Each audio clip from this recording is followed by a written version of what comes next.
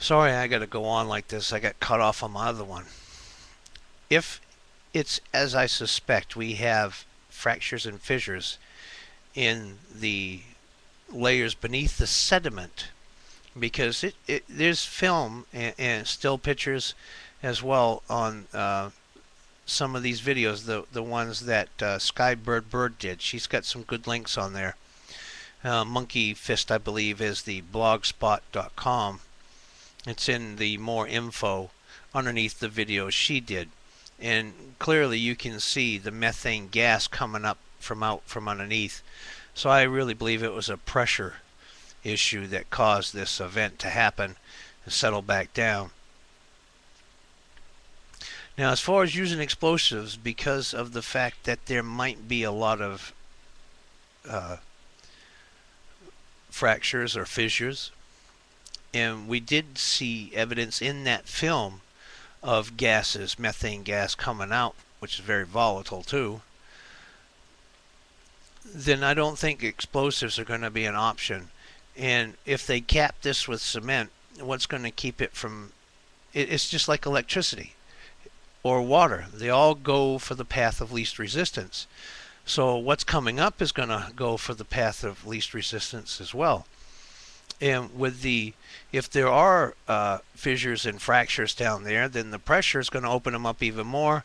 So we're going to end up with, instead of just one local area of oil coming out and wreaking havoc upon the planet, then we could have multiple areas of seepage, and that would be out of control then. It's out of control as it is right now, but that would definitely be out of control. So I got to go back to lasers. I know we have lasers power enough because I've worked on them that could just close that damn wellhead, seal it shut. But again, I got to get to the other information that was on those blog spots as well as in videos. And I've gone to all the other links on it as far as the text documentation. And yes, liquid under pressure with the sand and everything else that's being blown out, it's acting like a sandblaster, and it's weakening the walls of what pipe is there.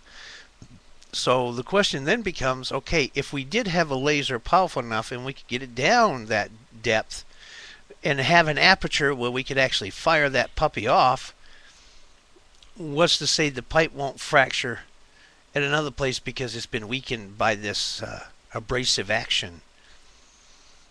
You know, where's it all getting sucked into it in the first place? So I just don't know, folks. I really don't. But I know I wouldn't even put a damn firecracker right down there right now. Like I say, I got to find some site somewhere and verify what I'm thinking about the substructure underneath the sediment, the crustal layers. I volunteer anybody and everybody to come together, and it's just like the Louisiana governor says, if the federal government isn't going to do anything. And I'm just now, I had to go to the store. It's one of the errands I had to run. On the front page, Obama saying, no, he's not going to take over this issue.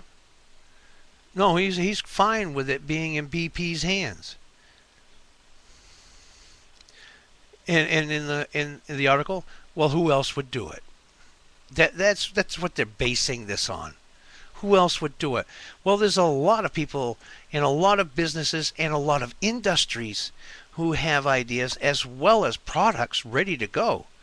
And there's alternative dispersants, 4 tons, I believe I read, that's available right there in the Port of Houston, which isn't that damn far away from where this is happening. It could be on site in actual hours, not days. It's just, are we going to see America come together to address this issue for itself and for the world? Because the Gulf Stream, it doesn't stop coming. When it comes up along the eastern seaboard, it doesn't stop. It goes up to Iceland. It's called the convection belts. An inversion. It dives down for cooler, and then it comes up, and it's going to come down the coast of Europe and Africa, and then around into the Indian Ocean. So we're not looking at something that's just going to affect us. We've got a responsibility here to all of the planet and all of the people that are on it. If they called me, I'd go down there and I'd build a laser today. I still have that capability. They taught me well. I guess maybe a honeycomb structure to put it in, a housing. But then we got to figure in the optical factors of what we're going to have for an output aperture. Not just in the laser itself. I would also put a Q switch in it. Make sure that puppy really resonates inside the cavity. If I'm going to use a CO2, if not, then a Ruby. Excimer laser, but no, that's too radical. Forget that. We won't go there. That one's too much. Yes, we do have it. It's just getting it down there. And then we've also got to use physics to figure out the properties of light when it goes through that last output window of whatever we put it in.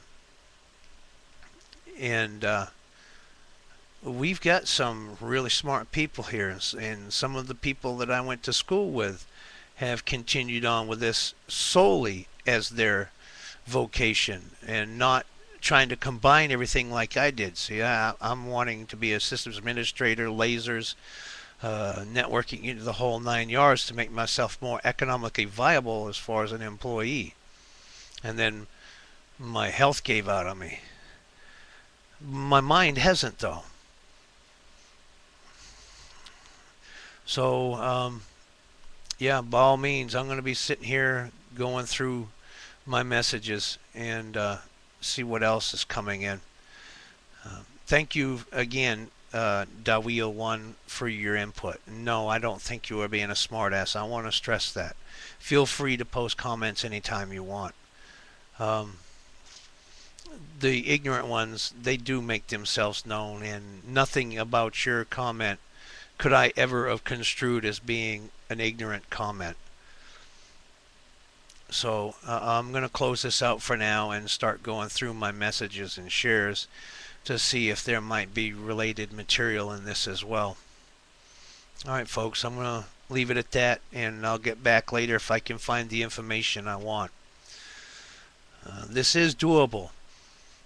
It's just that we, like Louisiana, the governor of Louisiana, he's being hindered in his efforts to protect his state and to protect the nesting grounds for a majority of life in the Gulf.